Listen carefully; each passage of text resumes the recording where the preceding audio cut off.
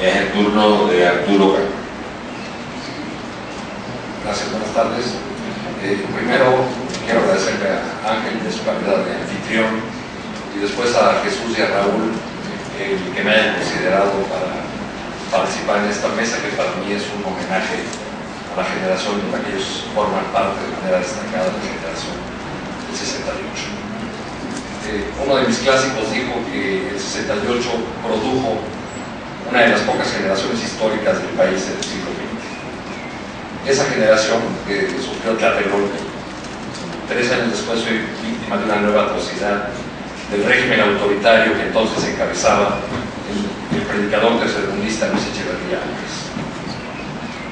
Cuando finalizaba la década de 71, yo estudiaba en la Escuela Nacional de Maestros.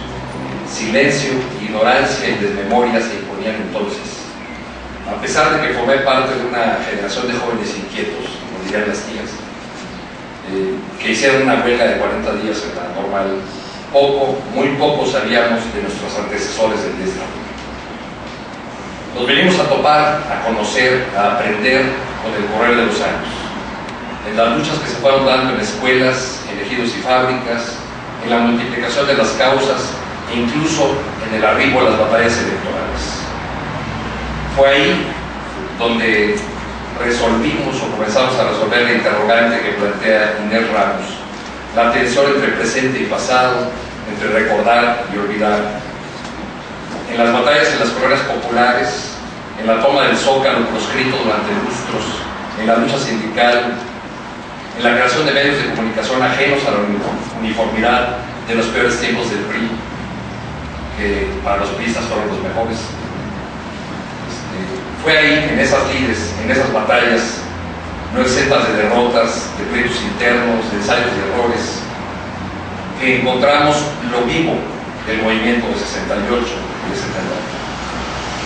Porque Inés se pregunta cómo hacer para enfatizar, para subrayar o transmitir lo vivo de un movimiento y no solamente la parte que tiene que ver con las víctimas, con la muerte.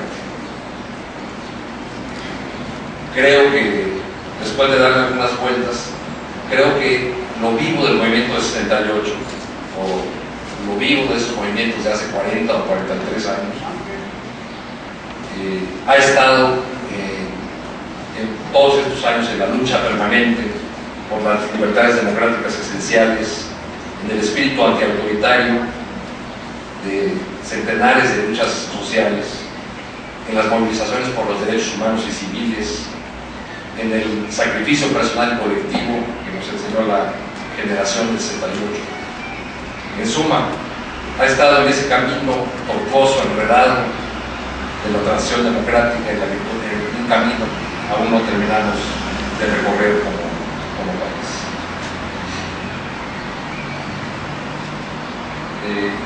Un clásico del derecho, el Marqués de Beccaria, dijo: al que dijese que la misma pena dada al noble y al plebeyo no es realmente la misma por la diversidad de la educación y por la infamia que se extiende a una familia ilustre, responderé que la sensibilidad del reo no es la medida de las penas, sino el daño público, tanto mayor cuanto es causado por quien está más favorecido.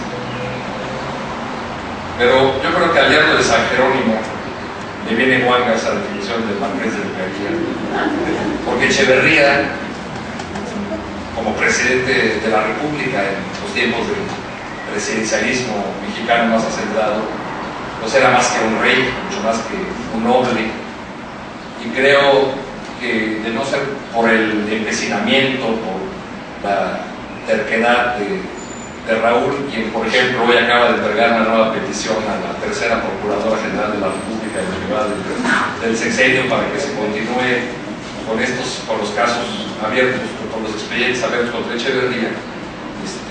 De no ser por eso, creo que Echeverría estaría seguro de que él va a rendir cuentas solamente en el lugar que le resulte más cómodo, o sea, cuando se haya muerto. Por eso Echeverría no quiere hablar del 68 y 71. Si hubiera escuchado ahorita a Raúl hace un momento, les hubiera dicho como quedó grabado en ese video cuando lo increparon hace unos años, abierto el proceso contra él, ¿no? Diles que se calle, diles que se calle. Le decía a su ayudante, ¿no? Pidiendo que no le molestaran con los niños. Quiero compartirles unas pequeñas notas que hice, 2 o 3 párrafos, a propósito de un cable que me tocó reseñar, de estos cables de Wikileaks. Se publicó una mínima parte, pero el cable ya está subido en inglés, sobre un desayuno que tiene en 2006, hace un poco, Echeverría, con funcionarios de la Embajada de Estados Unidos. El desayuno se realiza en la residencia de Luis Echeverría, a instancias de Bernardo Moreno Cruz, por allá tuvo que no ser candidato a la presidencia. Es que dejó la investigación primera por economía procesal. Así es. Entonces el oficial político de la embajada describe a Echeverría de esta manera: tiene 84 años, eso es 2006, y sufrió en enero un derrame cerebral que lo dejó temporalmente con parálisis parcial, pero parece que se ha recuperado. Está bien informado y con una mente clara, aunque le cuesta un poco de trabajo hablar, y parece que necesita ayuda para caminar. Echeverría, subraya el autor de ese informe o de ese cable diplomático proporcionado por Wikileaks a la jornada, no quiere hablar del proceso penal, así dice el cable de la embajada. Busca ser responsable de las matanzas de 1968 y la de Corpus Christi en 1970. Pero sí habla de un montón de temas más, habla de la migración, habla de la relación bilateral, habla de la derrota, de la inminente derrota de su partido, la reiterada derrota de su partido, e incluso en algún momento plantea que hay que cambiarle de nombre al PRI. Ya hacia el final del cambio, que es muy breve, al comentar el desayuno del oficial de la embajada, afirma que a pesar de su llamada a rehacer la imagen del PRI, la línea dura Echeverría sigue encarnando la línea dura del PRI, pues sigue siendo estatista y filosóficamente opuesta a las políticas de libre mercado de los 2 últimos presidentes del PRI. De esta manera, con este tipo de comentarios, es como la CIA le paga sus servicios a sus informantes. Porque ya sabemos ahora que Echeverría lo fue. En todo caso, lamenta el funcionario estadounidense, más que en el futuro de su partido, Echeverría parece especialmente interesado en hablar de algunos acontecimientos ocurridos bajo su presidencia, especialmente de su relación con Richard Nixon, sobre la admisión de China a Naciones Unidas y de su visita de Estado a Pekín, y claro, de su reunión con el presidente Mao. Me imagino que prefiere recordar su caminata por la Gran Muralla que cómo estudia a los maoístas en México, mientras recordaba con cariño a Mao. De 68 a la actualidad, en 2 frases. Hago un llamado a los padres de familia para que controlen a sus hijos con el fin de lamentarnos la pena de tener que lamentar muertes de ambas partes. Eso no lo dijo el presidente municipal de Ciudad Juárez, que también lo pudo haber dicho, dado los toques de queda que hay entre estrellas, sino el general Marcelino García Barragán en 1968. México es un país donde la libertad impera y seguirá imperando. Esa es una frase. La otra: las violaciones que se han registrado son incidentales, se han sancionado y no son el resultado de una cuestión estructural. La primera la dijo García Barragán y la segunda el vocero de Calderón, Alejandro Moreno. No, al revés. Pero ustedes me entienden, ¿no? Es el mismo discurso. A la tenacidad de Jesús Martín del Campo, que está aquí con nosotros, a su empecinamiento, debemos que se recuerde, como se ha recordado en este Congreso 71, que se haya recordado también con una vida dedicada a la lucha desde distintos frentes. Jesús en la lucha campesina, en la lucha sindical, luego desde posiciones electorales y de gobierno. Creo que la biografía personal de Jesús, la lucha de Raúl, muestran que contra lo que dicen algunos de mi generación o de algunas posteriores, recordar 68, 71 no es un asunto de viejitos nostálgicos que quieren estar echándole limón a las heridas. Por eso yo accedí, por ejemplo, a colaborar con Jesús en una pequeña publicación que acaba de dar a luz el Comité Autónomo del 10 de junio, donde entre otros documentos y sobre todo las fotografías se pone nombre y apellido y rostro a las víctimas del 10 de junio. Quiero leer nada más dos parrafitos que tienen que ver con Edmundo Martín del Campo, hermano de Jesús, asesinado frente a la Escuela Nacional de Maestros aquel 10 de junio. Edmundo Martín del Campo Castañeda tenía 20 años, era trabancado, fuerte como un toro y muy risueño. También era de los que siempre en las marchas quería ir al frente. Su amigo Hugo Moresky lo vio por última vez la tarde del 10 de junio de 1971, cerca de la Escuela Nacional de Maestros, cuando Edmundo intentaba una vana defensa contra los halcones del presidente de la Apertura Democrática. En medio de la confusión, de la balacera y los heridos que caían por todas partes, Moresky lo perdió de vista. Nunca volvió a verlo con vida. Hijo de un carpintero y una enfermera, Edmundo Martín del Campo creció en la colonia agrícola oriental de la capital mexicana.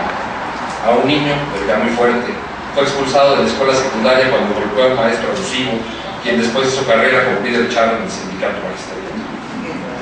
Años más tarde, Edmundo retomó los estudios en una escuela secundaria nocturna, al tiempo que comenzó a participar en una célula de la Liga Comunista Espartaco, a instancias de Jesús, su hermano mayor. La vida de mi hermano y de los otros que murieron son irreparables, pero es preciso que queden claras las responsabilidades, que las cosas ocultas salgan a la luz, si queremos que México camine por el sendero democrático y que hechos como la matanza del 10 de junio de 1971 no se repitan. Esto dice Jesús en esta publicación y es en lo que hay, una cosa en la que ha insistido a lo largo de ya varios años. Les quiero decir una frase que puede no querer decir nada o a lo mejor es muy ambigua, pero entenderán por qué la leo. Dice: no hay asunto, problema, arbitrariedad o injusticia que no tenga un cauce constitucional o legal para ser enmendado. Hasta hace unos meses, esta frase estuvo en la entrada del auditorio del Tribunal de lo Contencioso Administrativo del Distrito Federal. Y hasta hace una semana daba la bienvenida a la página web del citado tribunal. Todavía hoy, si googlean la frase completa, encontrarán un documento que explica las funciones del tribunal. Ahí, en la página oficial de uno de los órganos encargados de impartir justicia en esta ciudad que fue escenario de la matanza de Tlatelolco y de la masacre de Isla.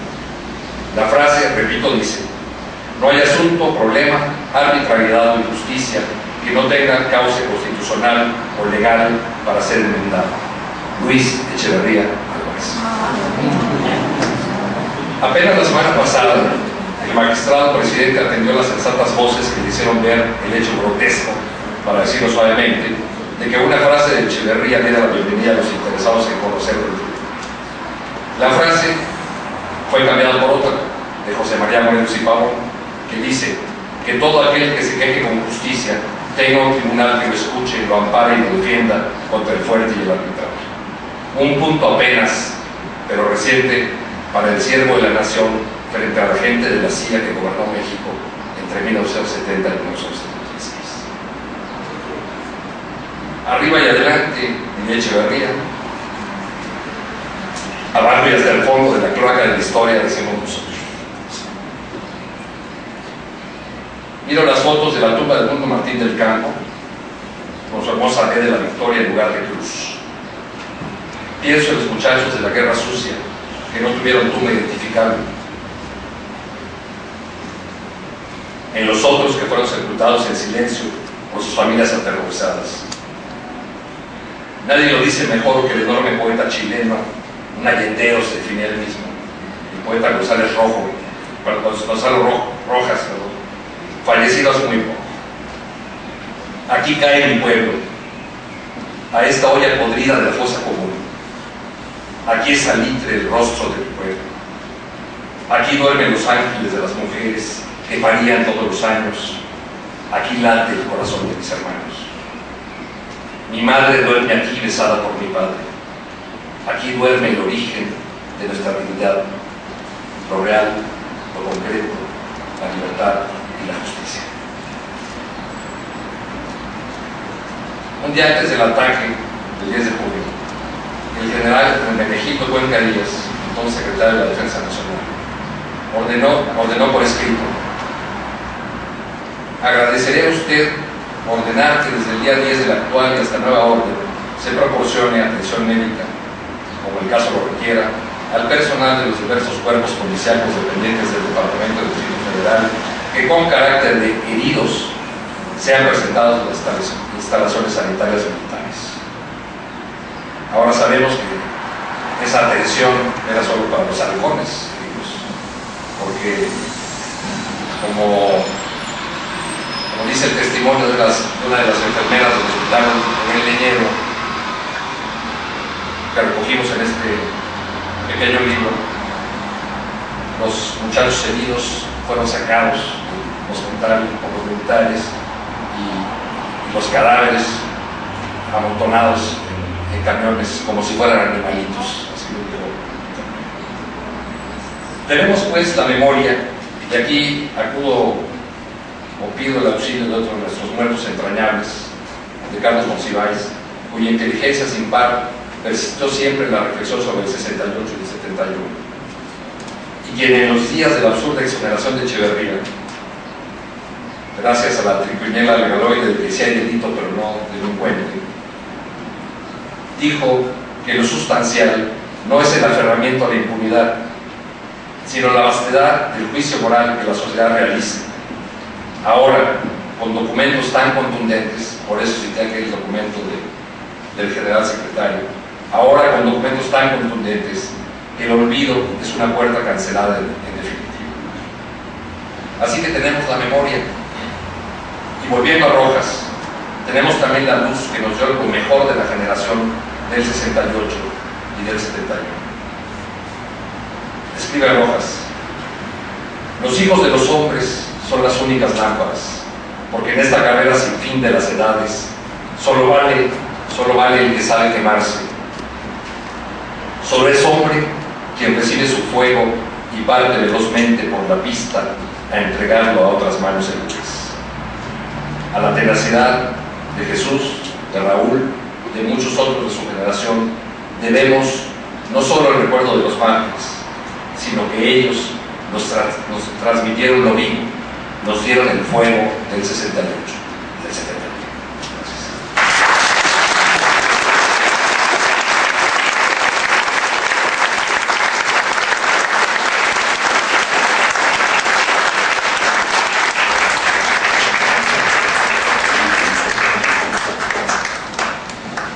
Le agradezco mucho a Arturo, un hermosísimo texto que merece ser publicado.